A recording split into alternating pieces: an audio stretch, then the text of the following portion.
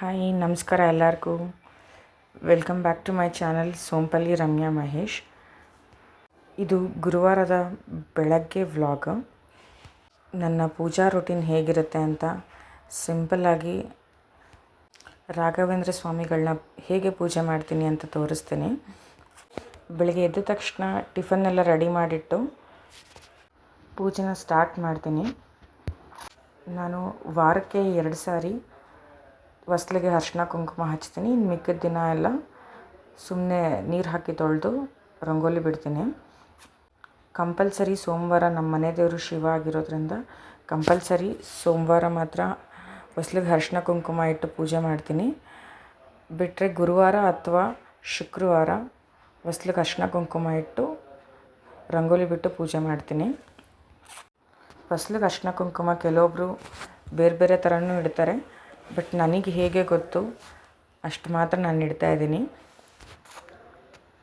ಕೆಲವೊಬ್ಬರು ಅರಿಶಿನ ಕುಂಕುಮದಲ್ಲಿ ಸ್ವಸ್ತಿಕ್ನ ಕೂಡ ಇಡ್ತಾರೆ. ನಾನು ಬಾಗಿಲ ಮೇಲೆ ಸ್ವಸ್ತಿಕ್ನ ಬರ್ತಿದ್ದೀನಿ. ಹೊಸ್ಲ ಮೇಲೆ ಏನಕ್ಕೆ ಬರೆಯಲ್ಲ ಅಂದರೆ ನನ್ನ ಮಗಳು ತುಳಿದಾಡಬೇಕಾದ್ರೆ ಎಲ್ಲ ಸ್ವಸ್ತಿಕ್ ಕಾಲು ತಾಗುತ್ತೆ ಅಂತ ನಾನು ಸ್ವಸ್ತಿಕ್ನ ಬಿಡಲ್ಲ. ಸಿಂಪಲ್ಲಾಗಿ ಈ ರೀತಿ ಅರಿಶಿನ ಕುಂಕುಮ ಇಟ್ಕೊಂಡು ರಂಗೋಲಿ ಬಿಡ್ತೀನಿ. ನನಗೆ ಮನೆ ಮುಂದೆ ರಂಗೋಲಿ ಬಿಡೋಕ್ಕೆ ತುಂಬ ಜಾಗ ಕಮ್ಮಿ ಇರೋದ್ರಿಂದ ಸಿಂಪಲ್ಲಾಗಿ ರಂಗೋಲಿ ಬಿಡ್ತೀನಿ. ಈ ವ್ಲಾಗ್ನ ಮಾಡಬೇಕು ಅಂತ ತುಂಬ ದಿನದಿಂದ ಅಂದ್ಕೊಂಡಿದ್ದೆ. ಈಗ ಅದಕ್ಕೆ ಟೈಮ್ ಕೂಡಿ ಬಂತು ಅನಿಸುತ್ತೆ.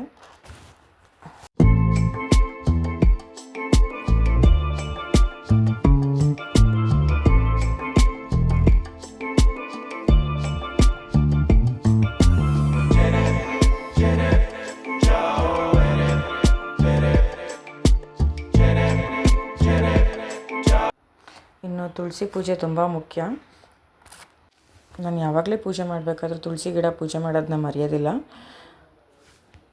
ಹೊಸ್ಲಿಗೆ ಅರಿಶಿನ ಕುಂಕುಮ ಇಡಬೇಕಾದ್ರೆ ತುಳಸಿಗೂ ಅರಿಶಿನ ಕುಂಕುಮ ಇಟ್ಬಿಟ್ಟು ರಂಗೋಲಿ ಇಟ್ಟು ದೀಪ ಇಟ್ಟು ಪೂಜೆ ಮಾಡ್ತೀನಿ. ನಾನು ಚಿಕ್ಕವಳಿದ್ದಾಗಲಿಂದ ನಮ್ಮ ತಾತನ ನೋಡಿ ಬೆಳೆದಿರೋದು. ಅವರು ದಿನಕ್ಕೆ ಒಂದು ಸಲಿನಾದರೂ ಸೂರ್ಯನಿಗೆ ಕಡ್ಡಿ ಬೆಳಗಿ ಕೈ ಮುಗಿತಾರೆ. ಸೊ ನಾನು ಪೂಜೆ ಮಾಡಬೇಕಾದ್ರೆ ಅದನ್ನು ಮರಿದಿರ ಪಾಲಿಸ್ತೀನಿ. ನಾನಿಲ್ಲಿ ಪೂಜೆಗೆ ರೆಡಿ ಮಾಡ್ತಿದ್ರೆ ಐಶು ಅವರಪ್ಪ ಐಶುಗೆ ಸ್ನಾನ ಮಾಡಿಸಿ ಕಳಿಸಿದ್ದಾರೆ. ಸೊ ಅವಳಿಗೆ ರೆಡಿ ಮಾಡ್ತಾಯಿದ್ದೀನಿ.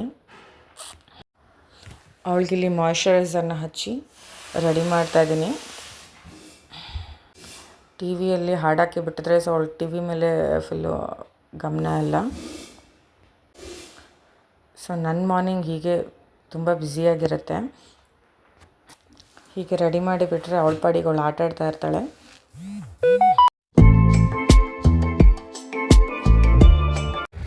ಇನ್ನು ನಾನು ಕ್ಲೀನ್ ಮಾಡಿರೋ ಅಂಥ ದೇವ್ರ ಪಾತ್ರೆಗಳನ್ನೆಲ್ಲ ಜೋಡಿಸ್ಕೊಂಡು ಕುಂಕುಮ ಇಟ್ಟು ಹೂವು ಮುಡಿಸ್ಕೋಬೇಕು. ಇನ್ನು ಆ ಕೆಲಸಕ್ಕೆ ಹೋಗೋಣ. ನಮ್ಮ ಮನೇಲಿ ಈ 3 ವಿಗ್ರಹ ಇಟ್ಕೊಂಡಿದ್ದೀನಿ.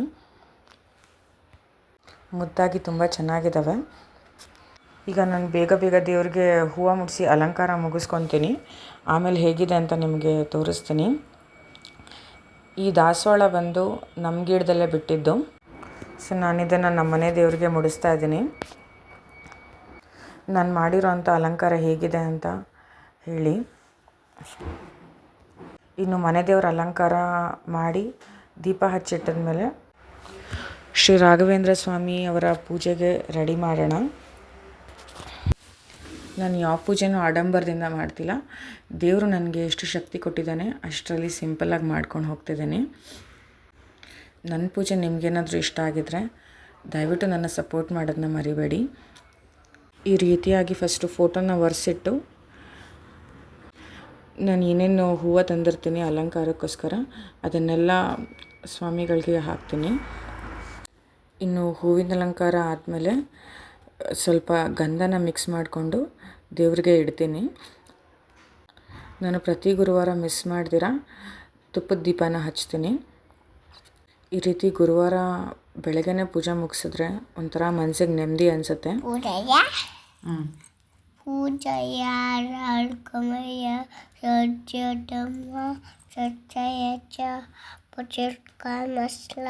ಇನ್ನು ದೀಪ ಹಚ್ಚಿಟ್ಟು ಹಣ್ಣುಗಳನ್ನ ದೇವ್ರಿಗೆ ಇಡ್ತಾ ಇದ್ದೀನಿ. ನಾನಿವತ್ತು ಮಾವಿನ ಹಣ್ಣು ಮತ್ತು ಒಂದು ಆರೆಂಜ್ ಇತ್ತು. ಜೊತೆಗೆ ನೀರಿಟ್ಬಿಟ್ಟು ಪೂಜೆನ ಮುಂದುವರಿಸ್ತಾ ಇದ್ದೀನಿ. ಪೂಜ್ಯಾಯ ರಾಘವೇಂದ್ರಾಯ ಸತ್ಯಧರ್ಮರತಾಯ ಚ ಭಜತಾಂ ಕಲ್ಪವೃಕ್ಷಾಯ ನಮತಾಂ ಕಾಮಧೇನವೇ. ಇದಿಷ್ಟು ನನ್ನ ಗುರುವಾರದ ಪೂಜಾ ರೊಟೀನ್ ಆಗಿತ್ತು. Thanks for watching. ಇಷ್ಟ ಆಗಿದ್ರೆ ದಯವಿಟ್ಟು ಸಬ್ಸ್ಕ್ರೈಬ್ ಮಾಡಿ.